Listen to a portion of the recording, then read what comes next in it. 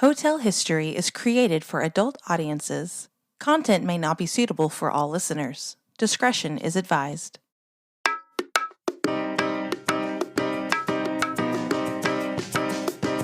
You're listening to Hotel History. We take you with us through the sordid history and scandals of some of the world's most famous and infamous hotels. I'm Dieta. And I'm Yael. Let's get started.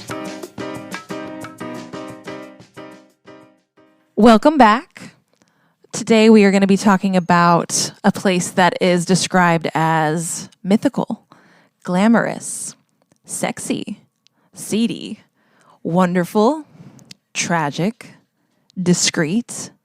Anything else that you want to throw in there, Yael? Fun. It is kind of fun. It's really fun, yeah. Historical. Yeah. Yeah, they didn't mention Glamorous. that. Secretive. It's definitely sexy. Yeah. Did they say mysterious? They did, yeah. Did they? No, they didn't. No, they I didn't. think it's very mysterious. mysterious, Yeah. Even at times controversial, perhaps. Yes, Yeah. controversial. That's a good one. And of course, we're talking about the Château Marmont located in West Hollywood here in Los Angeles. Yeah, I'm pretty sure everyone, well, maybe not. I had never heard of Château Marmont You never before heard I of it? lived here. Yeah. Oh, before you lived here. But you heard about it once you lived here. Yeah, you told me about it. Wait, was I the first one to tell you about it? Okay, wow. If you don't know about the Château Marmont, for people like Dieta, no, the truth is I only heard about it, the first time I heard about it, well, it wasn't the first time I heard about it, but it sunk in, was I was watching an episode of Anthony Bourdain's show. Oh, yeah. And I think I was living in New York. I'm not sure where I was, but he went to visit LA and he's like, oh, I love this hotel, the Château Marmont. And I'm like, ooh, if Anthony Bourdain likes this place, it must be coul. Yeah. He had good taste. Yeah, he did have good taste. But they say, according to Vanity Fair, Marmontphilia is an affliction shared by many who pass through the place. And I think that's 100% true. And you can see that with every celebrity who goes there. I mean, this place has been the home to so many people and has been in movies and TV shows and, It inspires such loyalty. Yes. Like the people who stay there, they continue to stay there for the rest of their lives, basically, unless they're asked not to for whatever reason. Yeah, they have to kick you out. Yeah. It's I mean, also we're going to go into more of definitely the things that inspired it, but there's a rumor that the song Hotel California was based off that hotel. Yeah, that's the rumor. Everything I read said that it's probably based off of the Beverly Hills Hotel, but I mean, nobody knows for sure, so it could be Château Marmont. Yeah, because like the saying, what's the line? You can always check out, but you can never leave. Yeah, or something. And I just was like, yeah, that sounds like the Marmont. True, it does. Yeah. So there's a famous architect, Edgardo Contini. Architect critic. So he probably was an architect. But he said the chateau is a fluke, a marvelous fluke. And it really is, because it wasn't actually meant to be a hotel, at least not in the beginning. Yeah. It was built in 1929. The person that developed it, his name was Fred Horowitz. Well, I think he started with the idea in 1926, and it was finally finished in 1927. They started. I believe they broke ground in 1928, but he had the idea and was getting everything together throughout 26 and 27. Right, and then it was actually finished in 1929 and opened.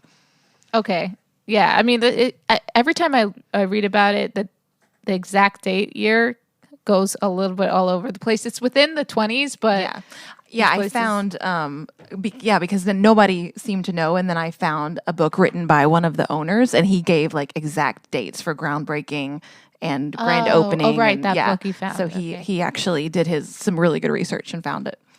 Yeah. So Fred Horowitz went to France. He was a lawyer. He actually had never been in real estate before, right? Mm-hmm. And he goes to France, and he's inspired by the many chateaus there, specifically I'm going to mess up the name, Chateau say it? d'Amboise. In the Loire Valley, the Chateau d'Amboise. It was the one-time home of Mary, Queen of Scots, and is believed to be where Leonardo da Vinci's final resting place is. And, it sounded really nice. Well, it looked really nice. It did. It turned out really nice. Yeah, and it was weird because not a lot of places in LA, do they have that style? I feel like there's not at all. Very few. There are some if there are now, it's probably because of Château Marmont. Probably is. Yeah, because before that, if everything was very Mediterranean, via courtyard style, only 1 or 2 stories. This was one of the first buildings that made for living that was several stories tall. That just was not the Los Angeles look. Yeah, I feel like it is a little bit out of place. Not out of place in a bad way, but it's unique. I should say it's more unique. Yeah, and it's back up on a hill, which kind of adds to the uniqueness. It really does make it kind of look like this grand castle that's looking down on the rest of Los Angeles. Although there's so many billboards that hides it when you drive through. And that's why I was telling you in this old picture that we saw, it doesn't look the same as it did 10 years ago because literally Amazon has put every single billboard in front of it. And when it was built, Fred Horowitz, he built it in West Hollywood. It wasn't called West Hollywood then, but it was unincorporated land in Los Angeles, and he kind of didn't have to pay taxes. He didn't need permits. It was expensive to build, but it was still a deal because no one was telling him he can't do anything. And he actually got the land that it sits on as part of, like, one of his investors was like, oh, I have this land. Let's, you can just have the land and build it there. And that's my investment in going into this. And so he was able to at least save a little bit of money not having to buy property. That's a lot. Wow. Yeah, and then the construction itself, their budget was $350,000. Wow. And it was apparently 15 minutes to everywhere. It was in a good location. I mean, it's in a great location. We know this now, but nothing was built at the time. And you can see the ocean on one side. You can see downtown on the other. It was, I think he knew. He was just like, yep, this is it. This seems like the right spot. And it was apartment buildings before it was a hotel. And let's see. Yeah, just to kind of situate this in time. So whenever he decided to look at the property in 26, the Roosevelt Hotel, which we talked about in our last episode, which is in Hollywood, was being constructed at that same time. And the UCLA campus was also being constructed at this time in Westwood to the west of this Sunset. Yeah, so LA was area. just being built, Yeah. I feel like. The Hollywood was being built and there was so much of LA that, was growing at the time.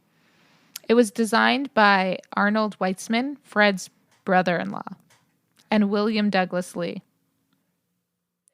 Oh, but something interesting about the hotel, it was built to be earthquake-proof, and the hotel survived earthquakes from 1993, 1953, 1971, 1987, and 1994. And it didn't do any major damage to the structure of the hotel, which I think is really cool. Yeah, that's really impressive, especially considering when it was built. But yeah, I believe they poured double concrete and had steel reinforcement. So it's a very safe building to be in if you find yourself in an earthquake in LA.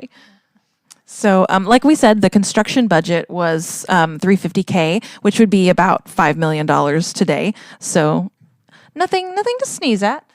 No, that's not. That's expensive, but actually, that might be a lot compared to the other hotels. Was it? Because I feel like, how much was the Plaza? $3 million to build? I don't know. I deleted all of that information out of my brain after we recorded the episode. It seems the normal amount. It seems like the average amount at the time when you wanted to build a hotel or a building, like a nice one, an expensive one, like around $5 million. maybe a little less, a little more, depending on what it was. Yeah. So one thing that I just now am putting this together as I read back over this, his investors were mostly women. So the land, like we mentioned, was owned by Florence E. Dean, who was a San Francisco heiress. And then another investor was a socialite, Inez Fredericks. And then his final investor was actually one of his partners in his law firm was Mabel Walker Wildebrandt. And this was a badass bitch. Oh yeah, she was one of the first women lawyers. Like that she's have yeah. really good, like a really good position. Like a really good position, yeah. She attended law school at USC. She was the first public defender of women in Los Angeles, which she did without getting pay. That's crazy. So crazy. She was named Assistant Attorney General of the U.S. by President Warren Harding, and she was famous because she made it her job to really enforce the 18th Amendment, which was prohibition. That's where I lose respect for. Yeah, I know. I'm like, lady, come on now. But it earned her the nickname Deborah of the Dries and Prohibition Portia. Not super clever with their nicknames back then. She was the highest ranking woman in the federal government in the mid-20s. And supposedly she argued more cases in front of the Supreme Court than any attorney except for the Solicitor General. So considering how hard it was for women to even finish high school at this time. Yeah. That's amazing. That's amazing. And what's cool about this guy, Horowitz, is that he was so open to it. Mm-hmm. He really was. He allowed, like, they were partners in their law firm. So, and just having women investors, I feel like at that time, men would be like, huh, who are you? Yeah, exactly. Like, oh, can I talk to your husband about that? Mm-hmm. So, yeah. So before they settled on the final name, they were trying to figure out what to call the chateau. So they came up with Chateau Sunset, Chateau Hollywood, and then they finally settled on Château Marmont, which was the actual street it was sat on, Marmont Lane, and not after the actor Peter Marmont, which that's a rumor. It's not true. I'm really glad they didn't name it Chateau Sunset. I know it makes sense because it's above Sunset Boulevard, but that kind of sounds... It ruins it. It makes it sound like a brothel that's trying to sound classy. That's very true. I think also he wanted it to be authentic to the French chateaus, and that's why he probably was like... Yeah, Marmont sounds French. Yeah, it sounds French. And there is this, like, I want to be classy, but when it's not, it's brothely French, like Moulin Rouge. And he was staying away from that. Yeah. He was old school French. The Chateau Marmont has 63 rooms, including suites, cottages, and bungalows, 1 bar and 1 restaurant. I don't know if they have a bar anymore. I guess they do inside the lobby. Yeah, in the lobby they used do. to have a different bar that no longer exists. They have a pool, and it wasn't dug until after World War II. So they didn't have much going on until after, and it's a pretty small pool. Yeah. They didn't even have a bar and restaurant when it opened. And they only got their liquor license, I think, in 1992. 92, yeah.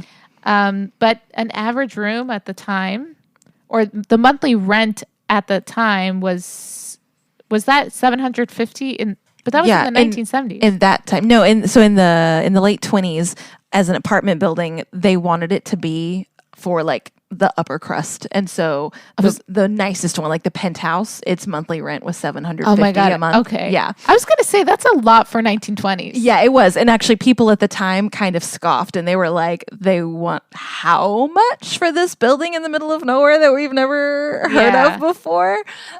But people did pay it. Like the socialites all started showing up and renting rooms because it kind of became the cool place to... But that was a big issue the hotel, or at the time the apartments faced. No one knew about it. There wasn't really advertising. It was hidden, and they struggled to get people to fill up the apartments because no one knew it existed. And then the Depression happened. Yeah, and unfortunately, like not that long after they opened, because they opened in 1929 in like February. So by October oh man, Wall Street has crashed, and all of the people they thought were going to be renting those apartments are no longer have the money that they had. Yeah, and you can also, based on the price, how it went up and down during certain points of history and how the economy was. For example, the 1970s, you could rent a room for $14. Yikes. But at that time, no one wanted to hang out in the lobby because you would see like a mouse running across the carpet and maybe someone on drugs or something. It definitely was a roller coaster. But then in the 90s, it went up to 150, and then today it's $950 a night, and the penthouse is $5,000 a night. Yeah, so they're back on top. Yeah, they're back on top. But I'm sure, hopefully they stay there. But I'm sure that you can get a deal probably if on a smaller room. But there are not that many rooms. They can keep it expensive. There's not that, people want to stay there, and there's not many. But also to note, the restaurant didn't open until 2003. Yeah. Why did I think it was before? Before then, they had for at least different portions of the time there, especially in the early, like the 40s and 50s, they had a chef who would make anything that you ordered, but it had to be taken to your room as room service. Oh, okay. So yeah, it wasn't a public restaurant. So, also, the apartments, the original hotel was built like an apartment with a little kitchen. And to this day, when you go into a lot of these hotel rooms, they have like the whole kitchen and it's set up like a small little apartment. So it's not just a tiny little hotel room. It is a much nicer space. Yeah. And so it wasn't doing well. It was doing well, but not really. But they sold it in 1931, or Fred Horowitz sold it in 1931 to Albert E. Smith, the co-founder of Vitagraph Studios, for $750,000 in cash. So he made a profit. Yeah. Kind of. Yeah, they made about like $300,000 in profit, I think. Yeah. Which is amazing for that time with the Depression coming on so strong. That was an amazing deal that they got. Yeah. To get anything back. Yeah. And the equivalent today is $13 million. Mm-hmm. So Smith, the guy who's co-founder of Vitagraph Studios, he was a pioneer in the silent film era. And he discovered Rudolph Valentino. Mm-hmm. Who's Rudolph Valentino? He was a silent film star. He was he played the Sheik. And okay. I know who he is now. Secretly Closeted. Yeah. Well, weren't they all? Yeah. But I thought he was the designer for a second, but that's a different Valentino. And then he sold Vitagraph to Warner Brothers in 1925. So he was, that makes sense. He was wealthy, and then he bought the hotel. He was honored with an Academy Award in 1947 for his contributions to the movie industry. And I think he even invented a type of camera that was used. Oh, really? Back then, yeah. Oh, wow. What a guy. Yeah, he was a big deal. Smith owns it until 1942. From 1942 to 63, it was owned by Erwin Bredauer. Oh, is this the German guy? Mm-hmm. Okay, the mysterious German guy. Yeah, so he was a German banker who had funded films in Weimar, Germany, and he actually bankrolled the politician who ran against Adolf Hitler. He was a staunch anti-fascist, like he hated it. So obviously he wasn't going to be able to hang out in Germany for much longer after that. But because he was so against fascism and discrimination of that sort, he was noted for allowing black guests into the hotel during this time of racial segregation. So people like Miles Davis, Duke Ellington, and Sidney Poitier stayed there all the time when they wouldn't have been allowed in any of the other really famous and expensive hotels, even though these are, of course, some of the top names in the movie and music industry.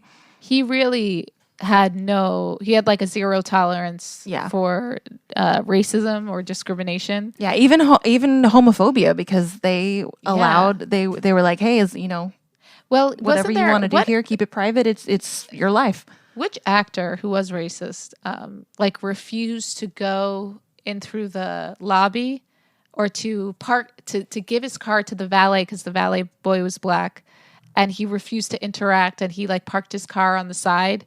There was some I don't remember. Yeah, but the interesting thing about it is that they weren't going to fold. This was a famous actor, or I'm pretty sure it was a famous actor, and I'm blanking, but they were like, we don't care. We don't care what's popular or what's accepted here. You're being racist and we're not going to accommodate you. Yeah. So, and he had to accommodate them. And I thought that was really cool. Yeah. Because that guy couldn't go fuck himself. And then during World War II, the hotel served as an air raid shelter for residents in the surrounding area. So, you know what? It probably could have withstood it because, you know, it was earthquake proof. Why not be bomb proof too? But it, you know, I don't think they had to. I'm not sure if they had to, but he was also willing. The guy was like very much, he wanted to contribute, I feel like, to what was going on and to be a place where a safe haven, which is like a major theme about this hotel, is that everyone calls it a safe haven. Literally and spiritually, not spiritually, but figuratively, metaphorically, yeah. But also spiritually, they come to recuperate after their trauma. Yeah. So after Brett Tower sells it, the hotel kind of goes through a period of owner to owner to owner. Nobody really seemed to want to put a lot of money into it. I think it probably came close to being torn down a few times. But next up was William Weiss, a real estate developer who bought it in 1963. But within 2 years, he sold it to another real estate person, Guilford. Okay. He moved into the chateau during his divorce and wanted to fix it up, but it took too much money because at this point it'd been a while since any renovations had been done. So he sold it in 1965 to kind of a real estate group, a holding company. So this holding company buys it, but couldn't turn a profit and put it back on the auction block within a year. And there were some bids, but none of the bids even met the reserve that they had set up. So that right there shows you how far the chateau had fallen at this point in the late 60s. It's starting to maybe reflect more of the seediness that some people remember. It took another year for a group of attorneys to form a corporation, Château Marmont and Limited, and buy it. They kept it for about 8 years, but they didn't do any improvements or renovations during that time. And they put it on the market, and it was finally sold in 1975 to Raymond Sarlo and Carl Contargian. They planned to try to fix it up and sell it and turn a profit. They only bought it for $1.1 million. That was pretty crazy. Yeah. So, wow. That's so little. But they fell in love with the place and ended up owning it for the next 15 years, I think. So they made a ton of improvements and kind of pulled it out of that seedy reputation and set it up for its next owner to really pull it into the limelight. But before we go there, I want to just mention with Erwin Betterwow. Brittauer? Yeah. That is not how you say it. Brittauer, not Betterwow. He had like a crazy, I know we kind of went over it, but he had like a crazy life, right? I feel like there was something we're missing. Yeah. There was a lot of things with him. Like his dad and he was an interesting guy. If you guys want to do more research, you should do it.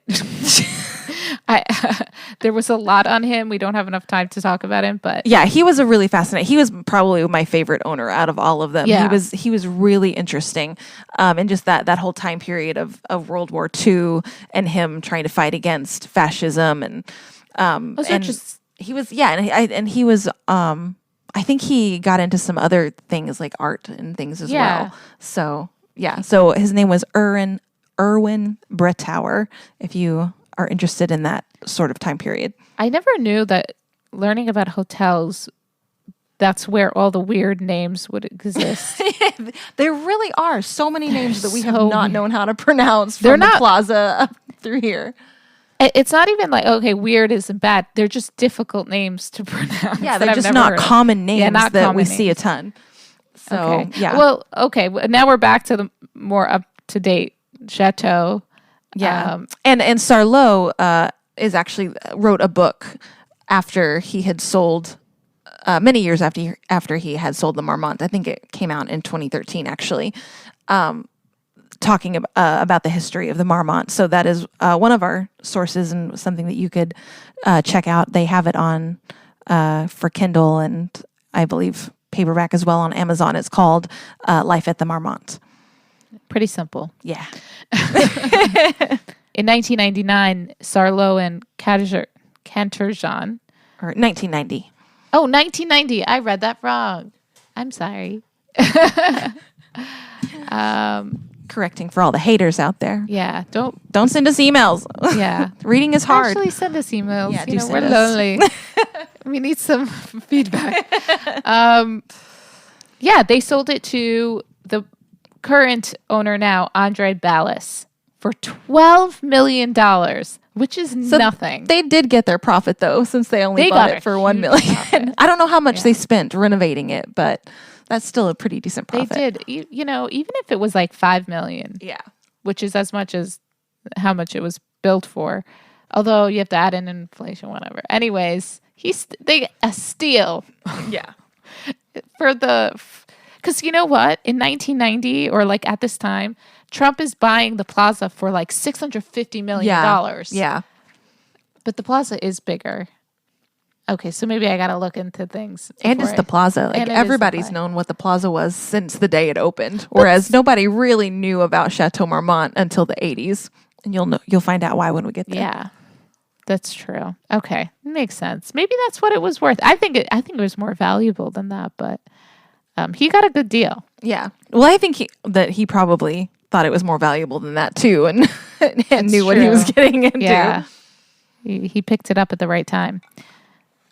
But even it was during the 80s, so even after the renovation in the 70s, and during the 80s, then they fixed it. But then the hotel starts to go kind of down the drain. It's a lot of work from what we've been finding to maintain a hotel. Takes It's a lot of work and money. yeah. And like just the interior carpets were torn, the paint was coming off the walls. As I said, also during the 70s, like there were rodents in the lobbies. Like no one wanted to, hang out there. And during the 90s, there was a manager. His name was Philip Pavel. He was the longtime manager there, and he was talking to Helmut Newton, who's a famous photographer who stayed at the hotel and was like a frequent guest. I think he lived there for a while, right? Yeah, he would live there for a portion of time every winter. Okay. Helmut Newton would say that he loved the Gothic nature of the despair. And it kind of like he really enjoyed the decrepitness of this hotel. But he sat down with Ballas. So Ballas is new, and he's Helmut Newton is basically he has Marmontphilia. Yeah. And he's a longtime resident, and he sits him down and he's expressing his concerns about refurbishing the place.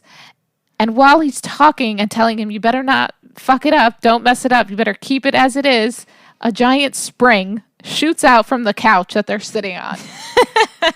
And that's everything you need to know. Perfect timing. Gotta love that universe.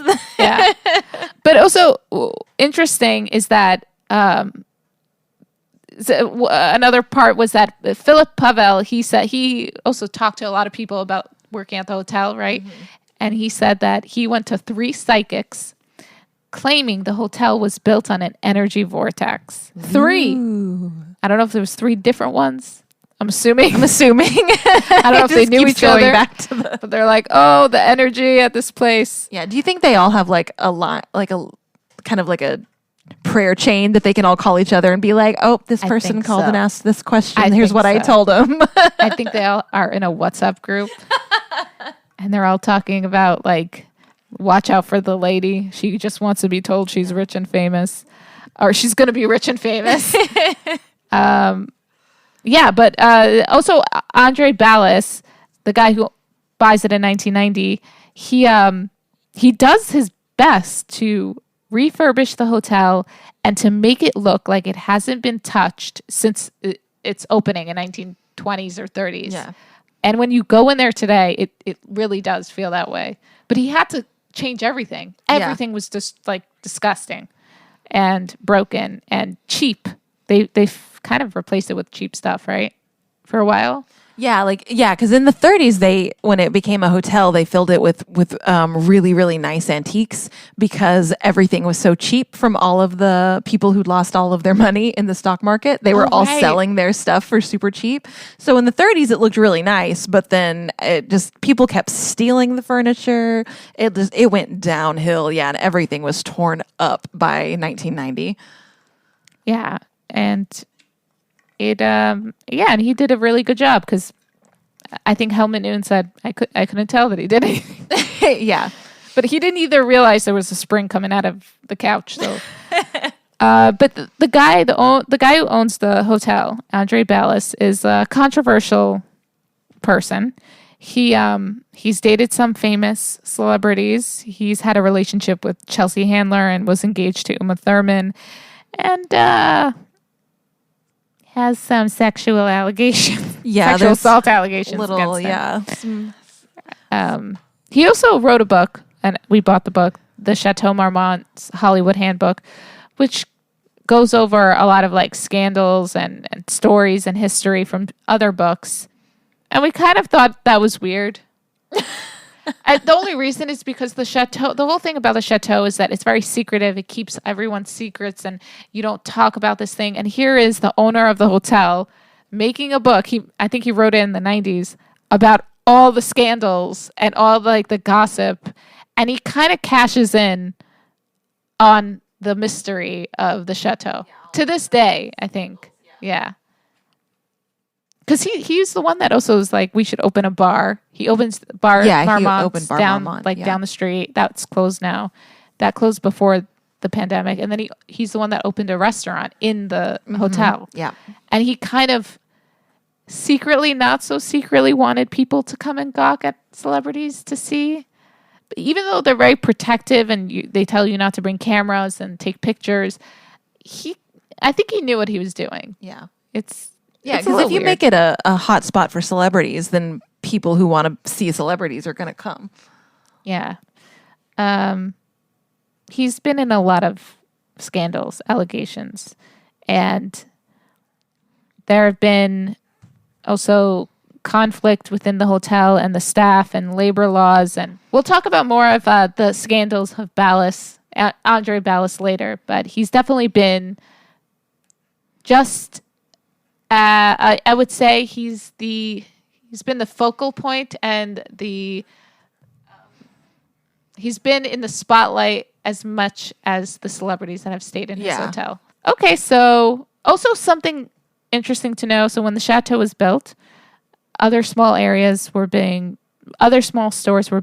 built in the area, and slowly the famous West Hollywood Sunset Boulevard was being built up and growing, and it started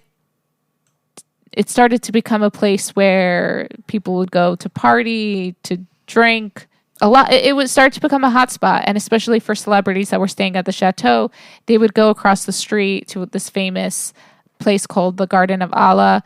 It was a hotel, but it was used as like a club and a party scene. And then there was Schwab's, which was a pharmacy diner spot. Yeah. So like those were the two main places that you can see celebrities, and a lot of stuff went down, especially at the Garden of Allah. Like it was hedonistic. So yeah.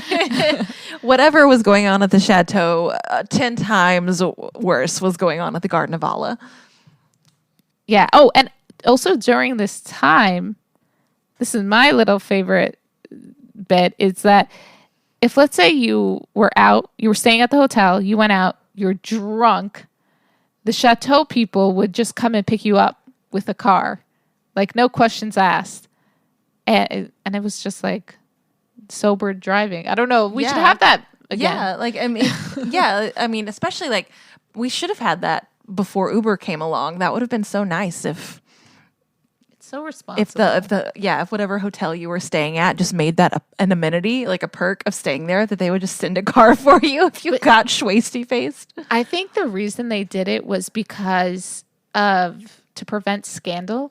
Because if the celebrities or people were really drunk and they were like, shh, don't tell anyone. And so you get a driver to pick you up. And then those people had all the stories. I think they also liked it. Yeah. I don't know, when we were reading the book, it felt like they kind of got off on this, like, we got this, the scandals and the stories of these, the dirt on these celebrities.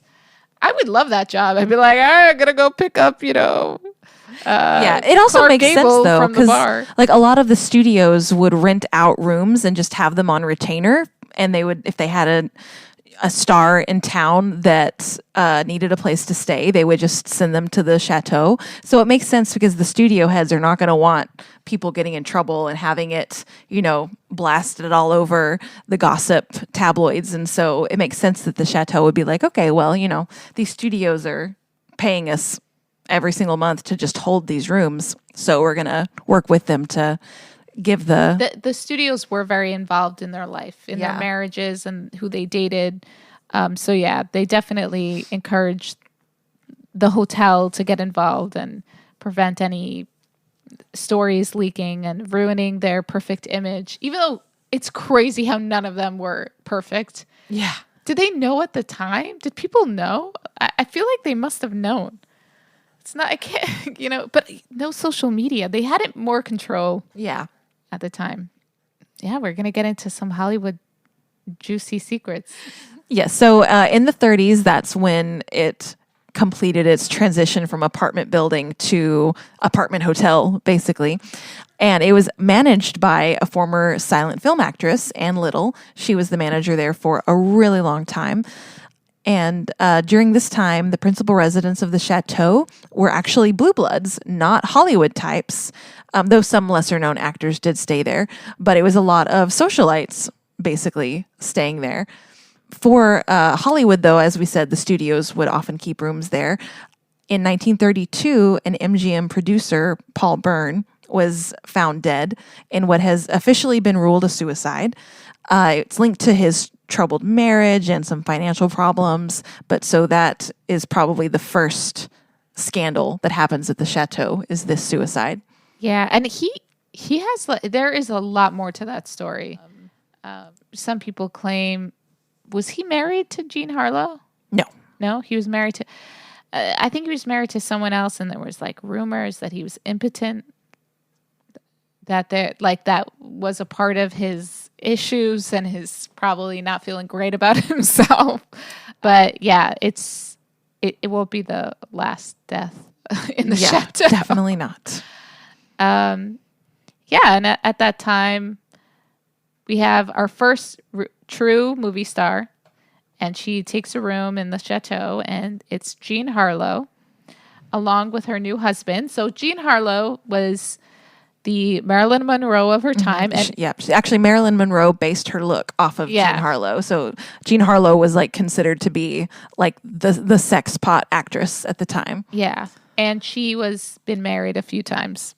Yeah, she was married so many times so quickly. She was so young. And she died when she was 26. Yeah, she died when she was 26. So she got a lot of living into a very short period of time. Yeah. She was listen, the men of that era were sleazeballs, but the women were not any better. She was scouting the lobby. She's like, "Oh, hello. What's your room number? Let me just come up there."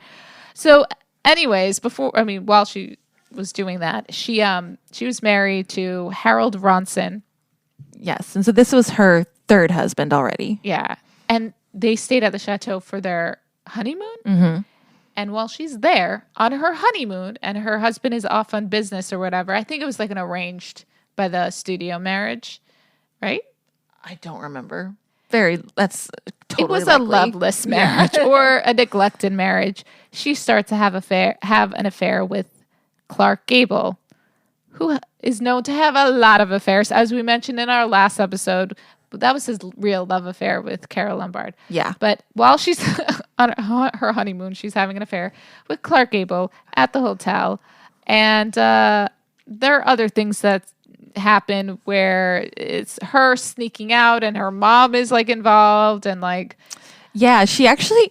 So Harlow has a mansion. She had a mansion in Bel Air at the time. Yeah. But she and her husband moved into the chateau because her mother and stepfather lived with her in the mansion, and they were constantly butting into her life. And her husband basically demanded, he was like, either they leave or we leave.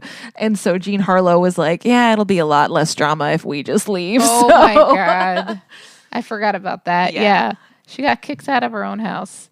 But she kind of liked it because she had her own entrance to her room.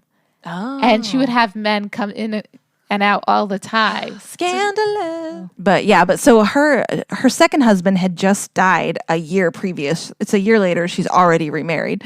But it was very mysterious.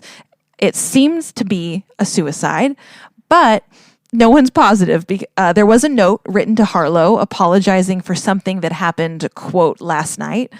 But MGM executives came to the house and staged the scene. And they were there for hours before the police arrived. What? So because she called the studio before she called the police, and they were like, don't do anything, we'll be right there.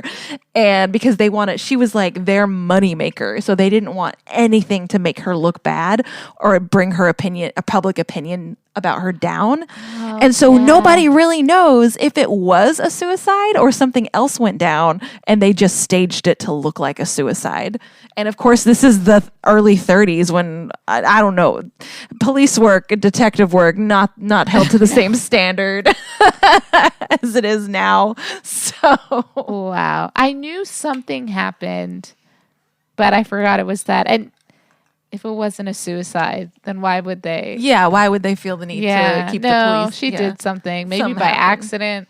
Yeah, and if it wasn't her, maybe it was someone she was having an affair with. Yeah. Did something, who knows? But yeah. Yeah, this is why people stayed at the chateau. Very suspicious. They go out and they accidentally kill people. Only her. But someone else very famous staying at the chateau was Billy Wilder. He wrote Sabrina, Some Like It Hot, Sunset Boulevard, Double Indemnity, The 7-Year Itch, among probably thousands of others. more. Yeah. All the good One of the most movies. prolific screenwriters, probably. Yeah.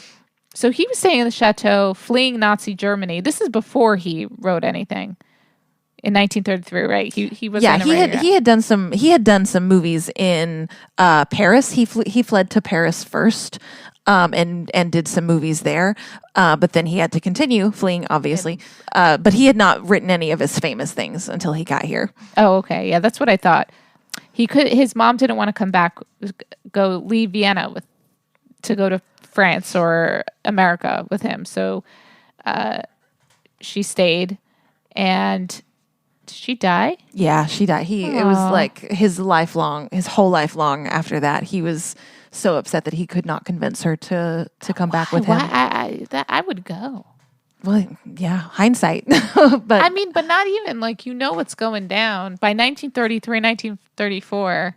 Yeah, I mean, I don't know how old she was, when some people, it's hard to uproot your life and go somewhere brand new. And I'm sure a lot of people were in denial about what was going down. That's true, yeah. Because they'd never seen it happen before, so in their lifetimes. So I'm sure they thought, oh, it's going to calm down. It's going to calm down. Yeah, especially like the wealthier Jews in Vienna were just kind of like, oh, let's not think about it. Yeah, like we've had worse. Like, it'll get better. It's fine. We always go through this. But yeah, because it's 1935 in this point, so World War II hasn't started. There hasn't been any major aggression yet.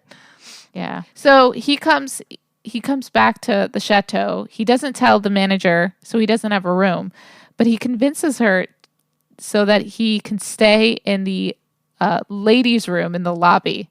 And it was during a very crowded holiday season in 1935.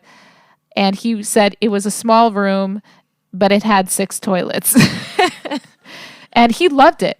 I think he was like so happy that he even got to stay in the public ladies' bathroom in the lobby.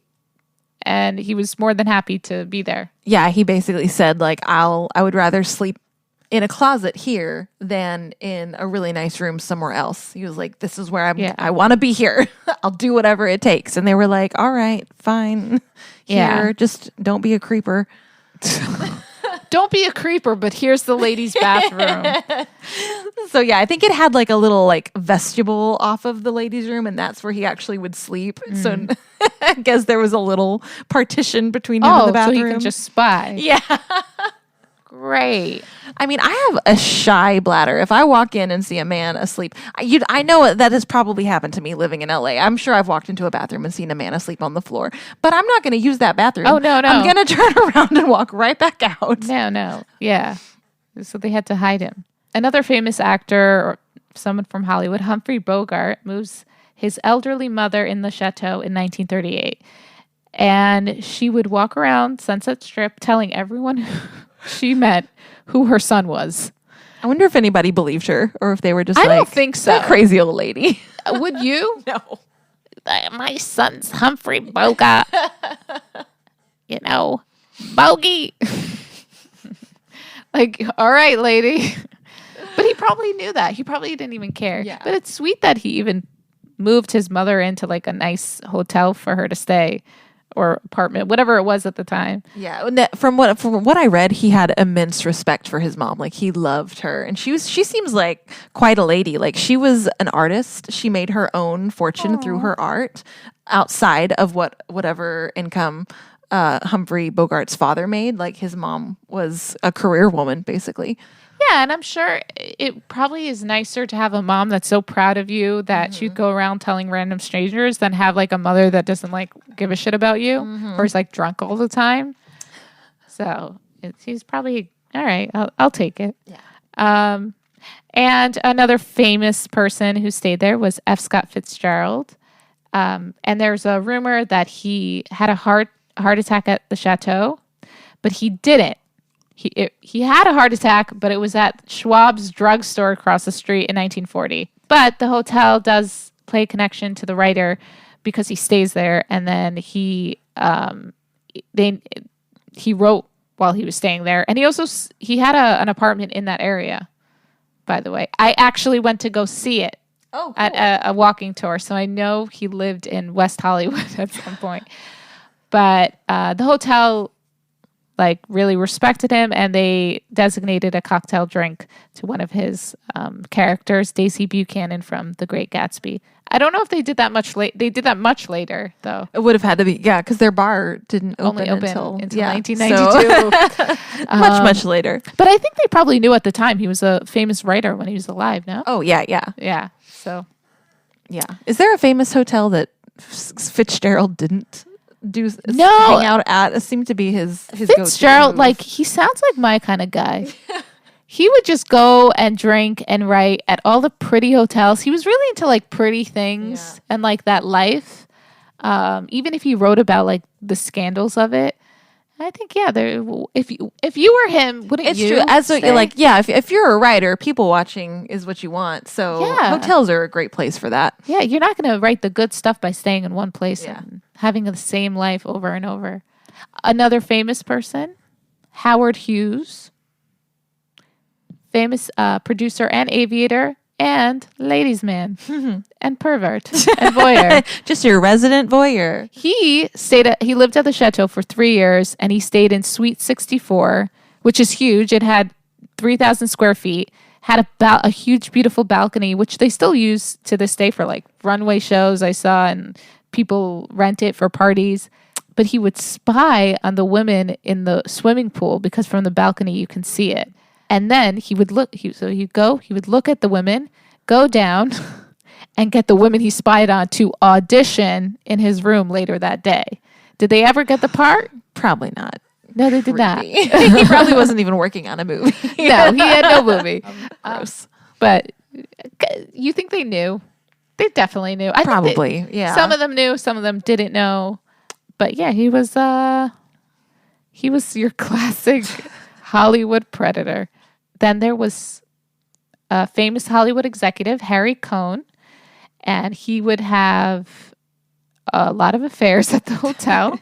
He kept a room also on retainer for actors to use while so they wouldn't do anything scandalous in the public. He knew people were going to mess around, and he's like, you do it at the Marmont where it's safe. Exactly. And he's the one he's quoted saying, if you must get in trouble, do it at the Marmont. He was a smart guy and also a pervert. I mean, there are so many perverts. He was like open about his affairs. Yeah. Sounds like. And then another very famous actress, Vivian Leigh. You'll know her from Gone with the Wind. She played Scarlett O'Hara. She claimed that she brought her very valuable art, like Picasso and Renoir, to brighten up her suite. She stayed there after she was divorced from Laurence Olivier, which she seemed like she had a really hard time recovering from. She plastered her room in framed photographs of him, and she would talk to the staff about my Larry and blah blah blah. Yeah, God, seemed very sad. I think she had bipolar. She was, yeah. She was very sick. Oh, poor Vivian Leigh. But if you're gonna be crazy, yeah, because they had a great love affair before her disorder ruined her life, basically. It sounds like that's the common theme in Hollywood at this time. It's like, I have a problem and I'm not going to do anything about it. Or it's too early in the history of psychology for anybody to take me seriously when I say I have a problem. Yeah. Let me just drink my problems away. Exactly. Mental health, what's that? I don't think anyone ever used that saying back then.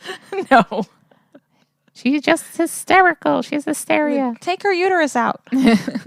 Lobotomize her. So we're going into the 1950s and 60s, and the celebrities don't stop coming in.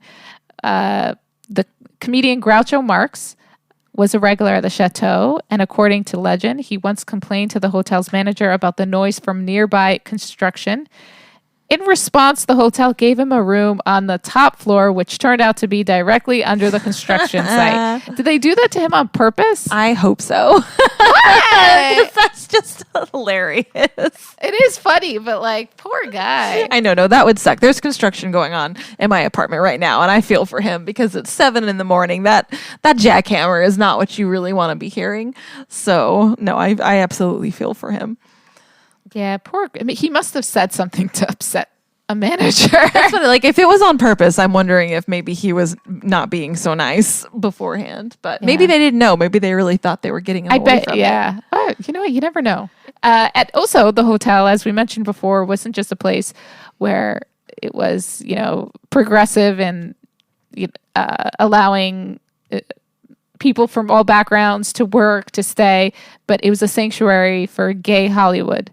I don't think they advertised that, but everyone knew it. Yeah, everyone knew. And that's where closeted actor Anthony Perkins and Tab Hunter began their 2-year affair by meeting at the pool. I didn't know who these people are, by the way, until I read this. No, I think I've heard of Anthony Perkins, but I'd never heard of Tab Hunter. Yeah. Tab Hunter is a really interesting name. Is that short for something? Tabalaba ding dong. I don't know. Tabitha. Tabalaba ding dong. That's from the old country. Yeah. I don't know. They weren't going to get kicked out for people knowing what's going on. And I feel like at some hotels, although that's how you lose business. You're in Hollywood. Yeah. If you can't keep the secrets, you're not making money. Yeah. That's Hollywood's tagline. If you can't keep the secrets, you're not making money. You're all welcome. You're allowed to use it as long as you credit me. Right? It's true. No, it's absolutely true.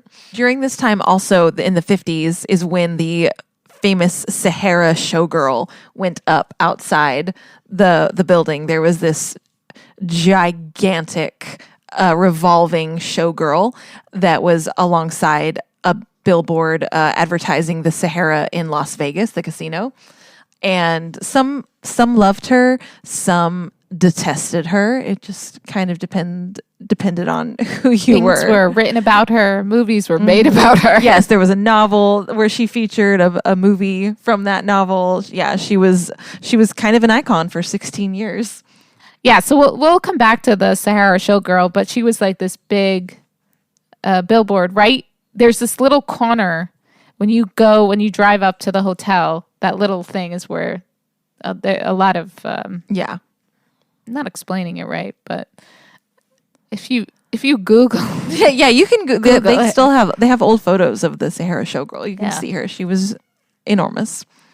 Yeah, I thought she was going to be way more ugly. Me too. From the description of some of the residents of the hotel who hated her, you would think that it was just the worst eyesore you've ever seen.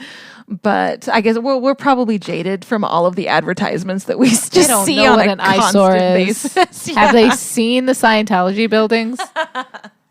Have they seen the Amazon billboards? Right. Exactly. So they didn't know. They were complaining. They didn't even know. Some other famous people that stayed there: Marilyn Monroe and Arthur Miller, Grace Kelly. She was a hoochie too.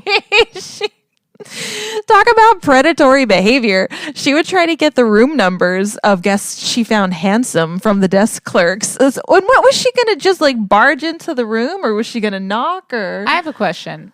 You're a guy, single guy, maybe not single. You're staying at the Château Marmont, and Grace Kelly knocks on your door and says, "Hey, you want to get busy?" What are you going to say? No? You want to park your yacht in my Monaco harbor? Like, she obviously learned this from Jean Harlow, but I'm so surprised because Grace Kelly, she's a princess. She's a princess. She's refined. She's like sophisticated. The blonde Audrey Hepburn, and it turns out hoochie mama. She's a hoochie mama, and she's get it, girl. But she ended up with that ugly ass prince, and it's funny that that's what she would do, and maybe she knew. She's like, I'm going to settle down soon. I need to get mine. Yeah. Because after I marry this prince, I'm never going to have fun again. Yeah. I need to sow my wild oats. Yeah. I don't know. I can't imagine her being rejected by any of the men that come through there. So she knew, Grace Kelly knew what she looked like and knew who she was. And she was going to take full advantage. Yes. And good for her, but also surprising. But like, hey, yeah. Yeah, and I wonder if any of them were like, can you tell Grace not to come tonight? I'm kind of tired. Like, I'm not actually into blondes. If you could just pass that along. The only time I can imagine someone saying no is Anthony Perkins. It's like, tell Grace I'm more into... He's like, I'm not looking for a lavender marriage at the moment, so I will not be needing her to show up at my room. She wants to come by and like do my hair and makeup. we could talk about that. But, she was shocking. And then other, like many other affairs and relationships that happened at this time, Paul Newman and Joan Woodward, they started their romance and affair at the hotel. And Paul Newman was married at the time. And Joan Woodward, she was engaged to Gore Vidal as a beard. Another lavender marriage? Yeah. I don't know if it was at the time. Probably. But maybe not. Please look that up. But they stayed together until they both died. Wow. And they had like a really intense relationship. They were deeply in love with each other, and it lasted forever, even though Paul Newman, Yeah, he was married with children. Yeah, he was. And had been married for a while, I think. I don't know. He had like 2 or 3. I don't know how many children he had, but they did have kids together, I think, also. And when people asked, I think even after his death, people were like, oh, we know he had an affair. And she was like, that's not true. But when people asked him about his wife and like, did you ever cheat? He's like, why would I go out and have a cheeseburger when I have a steak at home? And I was like, yeah, that's a good answer. And there have been quite a few over the years who definitely are asked to leave for one reason or another. Warren Beatty's reason was because he ran up a large bill, but he later returned when he was engaged to Joan Collins because her accommodations were being paid for by the studio. Yeah, so they can trust that. Freeloader. Yeah, and also they were like, well, it's not under Warren Beatty where he might not pay. So Gore Vidal. Can I just ask? Gore Vidal was a well-known writer. Yeah. Right. Yeah. He was bisexual, gay. I think he was gay. I'm not positive. He was Engaged to women, but he also but I think that was just to cut the completely beard. a cover. Yeah. He was also a frequent resident of the hotel, and he wrote his version of Ben-Hur there. He also wrote something called Myra Breckenridge, which was inspired from the ugly Sahara showgirl outside the Sunset Strip. And he wrote it first as a book, right? Yeah. And then it turned it into a movie. And scenes from Myra Breckenridge were filmed there, and Raquel Welch dressed as the Sahara showgirl that had been there for a decade. This movie was considered one of the worst movies of all time. Yeah, like the novel was extremely popular, but then when they made it into a movie, it was like given that title one of the worst movies ever made, and it actually kind of killed the book sales because the movie was so bad that people lost interest in anything having to do with it. So I think Gore Vidal was a little bummed about that. It was about like a prostitute. No, it was about a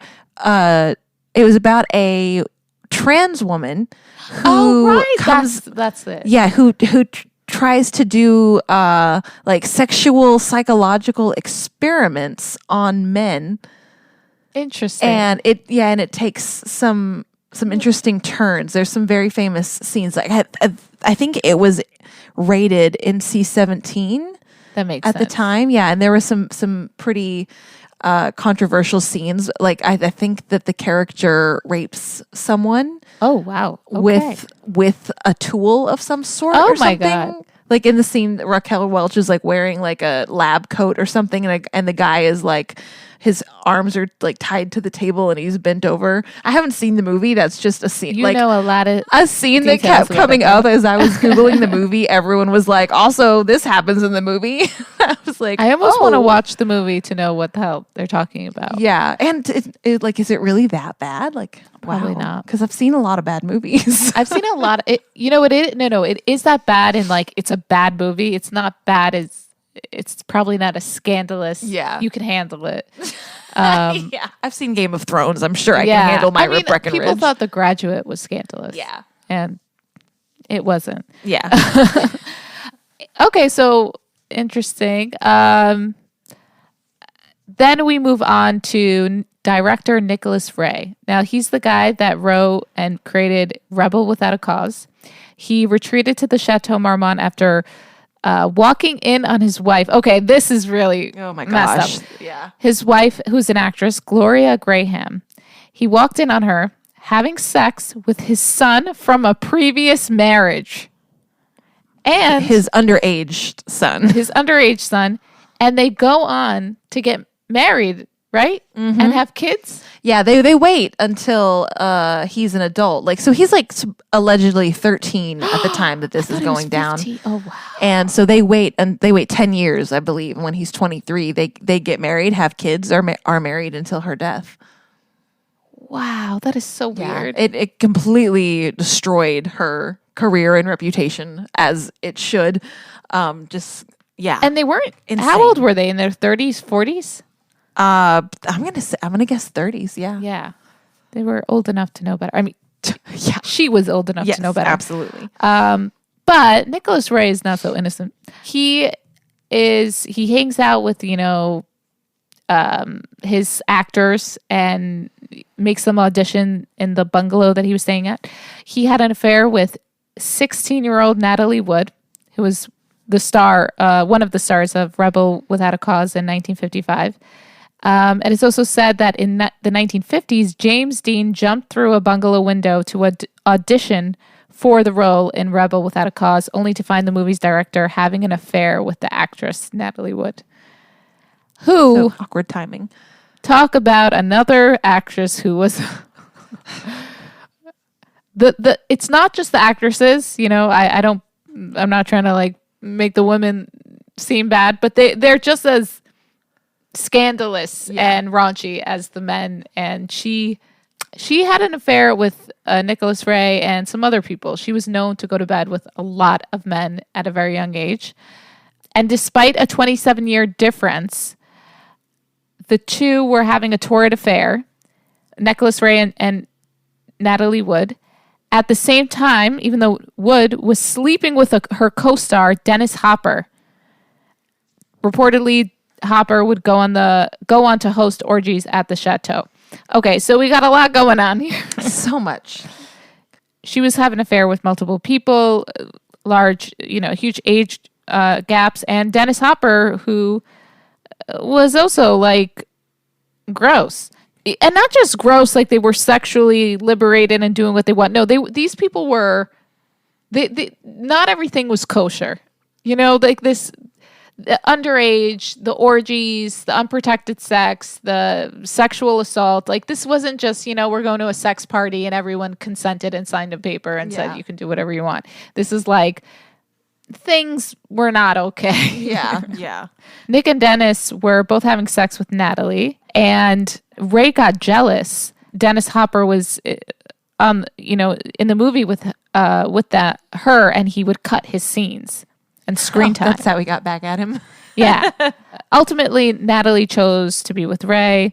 Oh, should we mention the really most disturbing part about this, where she goes and has sex with Hopper after? Yeah. So Natalie Wood has sex with Ray, and then like right after she has a date with Hopper, she goes to meet up with him.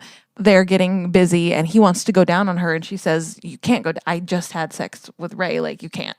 Right, and that looks but instead of being upset about that, it actually turns Hopper on, and they end up having sex. Oh, that's what that is. Okay, so it's only Nicholas Ray that gets jealous. Okay, Hopper was all right. fine with it because because Hopper is into orgies. This is all true, making sense. Okay, and he's sleeping with the woman, the girl that the director is sleeping with. So he's like, oh yeah, he's a little that action. This all happened in the Chateau in the 1950s. The good old days, where and at this, everyone while all was this pure. is going on, all of them, they're all rehearsing and discussing and working out scenes for Rebel Without a Cause. So behind what is, a very acclaimed movie from that time period, all this drama is going down. Yeah, that's a lot of drama, a lot of scandal. And it doesn't end. There's constant affairs happening at the hotel. It's where people go when they're either dumping someone, being dumped, having an affair, and escaping war, emotional, and World War II. And another well-known couple that has been seen at the Chateau was Lucille Ball and Desi Arnaz, and they were always having marital problems. Desi kept moving in and out of the hotel. He would stay at the Chateau kind of regularly because whenever he got in a fight and cheated on Lucille Ball, she was like, "Get the fuck out, stay in the hotel." They reconciled, and it go on like that. Yeah. There's a story, and it's been unproven, so we don't know if there were no witnesses. No witnesses. Well, there must have been one witness. Well, I think maybe Lucille or Desi told somebody that this happened. Oh, okay. So they're having a fight at the hotel over an attached. What is it? Attaché case. Attaché case. What the hell is attaché case? It's like, I think it's a briefcase. Oh, okay. Yeah. Such a fancy word for something so simple. And it was filled with money. And while they're arguing, the dollar bill supposedly went raining down on the strip because they opened it. Like they're having an argument and it bursts open and it's going all over everywhere. And no one seems to say that, like, I mean, if money pours down on the Hollywood Sunset Strip, wouldn't you be like, That's pretty cool. Yeah. And say, yeah, what was up with that? I bet I can just see like Lucy having a hold of the briefcase and being just like threatening to throw it out the window and just Maybe being that's like, it. this is what, what do you, and it just like pops open and just goes, and Yeah. like, oops. I also think that it probably didn't go flying outside the Sunset Strip and more like in their room and a little bit on the windowsill or something. Yeah, because people would have remembered money flying down on them. Yeah. No matter what time of the day or night. And he was, he would frequently stay there when the marriage wasn't going well. When they separated for a long time, he would stay there, even when they were on television together and then they reconciled. It was just a pattern. They were in love, but he couldn't stay Keep faithful. it in his pants. Yeah, like all of them back in the day. Betty Davis of the famous Betty Davis Eyes, she almost burnt down the hotel. In 1958, she fell asleep in her bungalow watching one of her old movies. Also, like, awkward for everybody to know that you were watching, like, your heyday, and that's when you fall asleep. That's so embarrassing. It's so Betty Davis. It really is, yeah. Anyway, her cigarette lit probably the couch, I'm guessing, or maybe her bed on fire.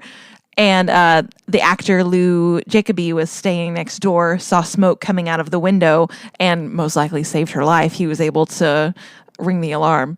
The entire hotel had to be evacuated. And then it happened again a few years later when an electrical short set off the alarm. And understandably, Betty Davis never went back to the hotel. But the second time wasn't her fault. No, the second time wasn't her. She was just like, okay, Peace out. God is telling me something. I should not stay in this hotel unless I want to burn to the ground. That's really funny. Betty Davis I feel like that story is just so her. Yeah. Like she would almost burn a place to the ground with her cigarette. Yeah. And during also this time, Montgomery Clift stayed at the Château Marmont while he was recuperating from a really serious car accident he had after he left Elizabeth Taylor's party. And what happened was when Elizabeth heard that there was a car crash, she actually went out and rescued him from the site of the smash up, and she saved him from choking on his own tooth. She then took Clift to the safe haven of the chateau where she nursed him and so he can recover. Also, he didn't want to see anyone. He had a lot of facial wounds, a lot of fractures. He wasn't the same after that. But that's, again, that was the place you're going to be when you have something like that happen. And Elizabeth Taylor was like his really good friend and basically was there for him. And Montgomery Clift was also gay, by the way. So another place that he felt safe. But he had a really rough time. If you read more about that period in his life, and people would watch his movies hoping to see the difference because he was filming the movie Raintree County at the time. And I think it was with Elizabeth Taylor. So they filmed most of it and then he finishes it after his surgery or something. And people kept on trying to see the difference from before and after or something that. But he was pretty depressed. I think he didn't even leave his room. He didn't even have a window open. He was really... if your face is what makes you money and then something like that happens, you're not going to be the same after that. Yeah, so as we move into the 60s, remember this is the time when the building starts to get a seedy reputation. It's in terrible disrepair. The owners, it's being sold over and over again. News articles from this time describe it as an elderly castle. That's kind of sweet, actually. I like that. An elderly castle. A dowdy hotel, not as nice, run down, and shabby genteel, which I guess was their version of shabby chic. Yeah. Okay. Dowdy and rundown is not a good... That's not nice. But elderly castle, that sounds kind of nice. Yeah. That's like a backhanded compliment I can handle. During this time, director and producer, writer Roman Polanski and actress Sharon Tate, his wife, they were living at the hotel right before they were going to move into the house where the members of the Manson family murdered Tate and her friends. And also, when they were at the hotel, a lot of their famous friends at the time, Mia Farrow, Jack Nicholson, they would party together. I mean, crazy parties happen during the 1960s and 70s at the Chateau. And they were friends also with like famous photographers and writers, and it was just like a scene. So also after, unfortunately, Sharon Tate gets murdered with her friends, Roman Polanski doesn't, by the way, if anyone doesn't know the history. But this actually causes a concern for people staying in the Hollywood Hills. Even Led Zeppelin, the band, didn't want to stay at the Chateau anymore because of the murders. The proximity. They were like, oh my God, people are just going to come and be killing everyone in the houses. And I don't blame them. Yeah. It was like really a wild time. Yeah. Yeah. And another famous actor who lived in the Chateau at the time was Dustin Hoffman. He was filming The Graduate, classic movie. I feel like there's so many stories about classic movies and art and music that were happening, all having to do with the Chateau.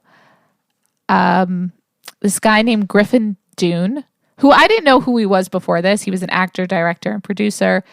He remembers being a kid at the Chateau, and during the 1960s, he would actually meet some of the most like famous people just walking around there, and he met Jim Morrison in the garage there, just being like, "Hey, what's up?"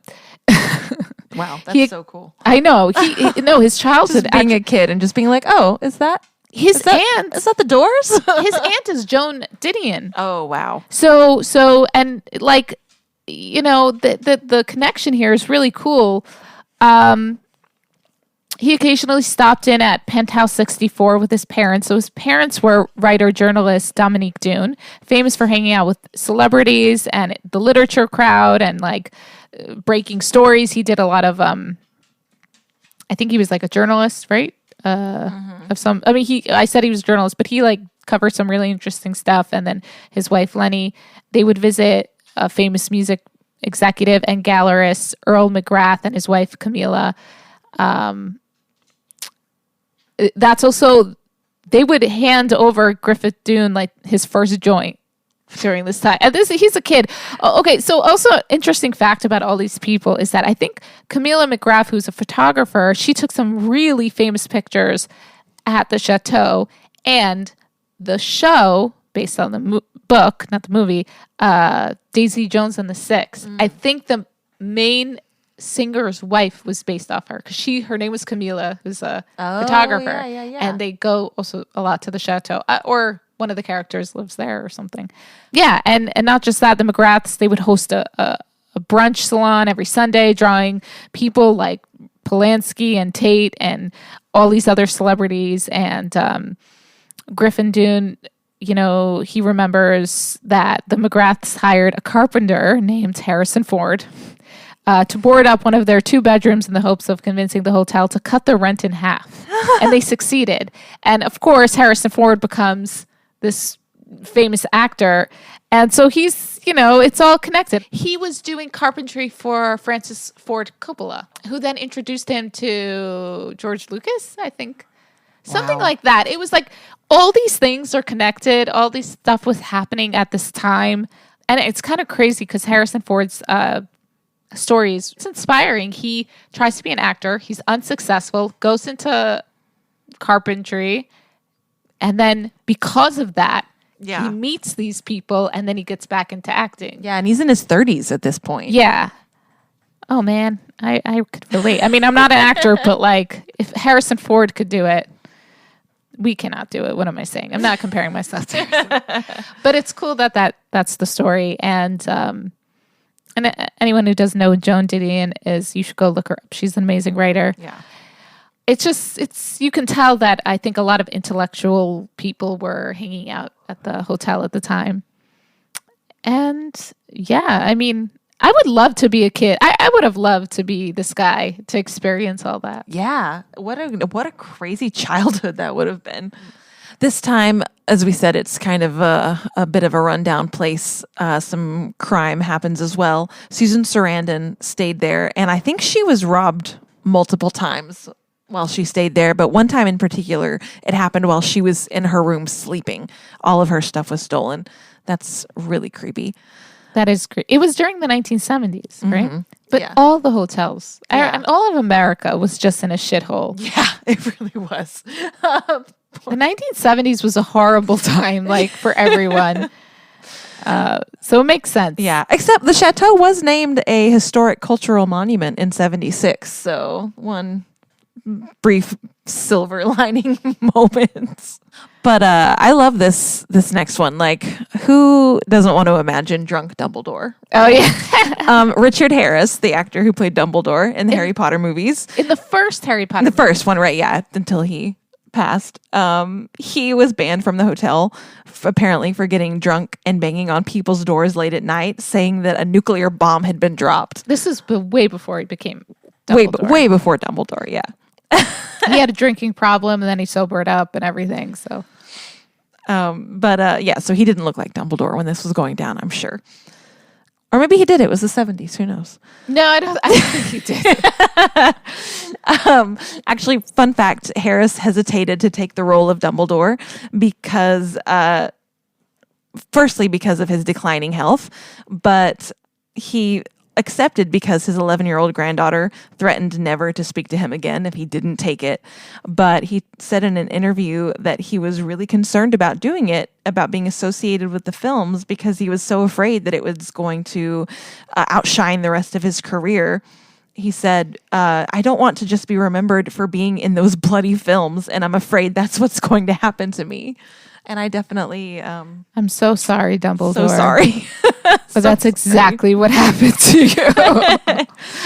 And even worse, you're remembered for being the first Dumbledore. Yeah. Well, the better Dumbledore. The better Dumbledore. Absolutely the better Dumbledore. Yeah, and if he didn't pass away, I think he would have Hands down. the Dumbledore forever. No, absolutely no contest there. Yeah. I was actually upset. Yeah. When I found out, I'm like, why would they replace this man? Yeah, I did. Yeah, I thought they replaced him too. I had to look it up and was like, oh, okay. They didn't have a choice. Well, that does it for Château Marmont Part 1. Please check back soon for Part 2. We still have loads of stuff to talk about. We're going to talk about the tragedy that brought national attention to the Chateau in the 80s. We're going to talk about more parties, more sex, more sexual assaults, probably a lot more scandals, so definitely tune back in. In the meantime, please follow us on Instagram at Hotel History Podcast. You can also find us on Twitter and TikTok, some iteration of at Hotel History or at Hotel History Pod. And you can also shoot us an email, hotelhistorypodcast@gmail.com. We would love to hear any horror stories you have, amazing experiences at hotels, any hotels you want us to talk about in the future, and just to say hi. We love to hear from you. So we will see you next time.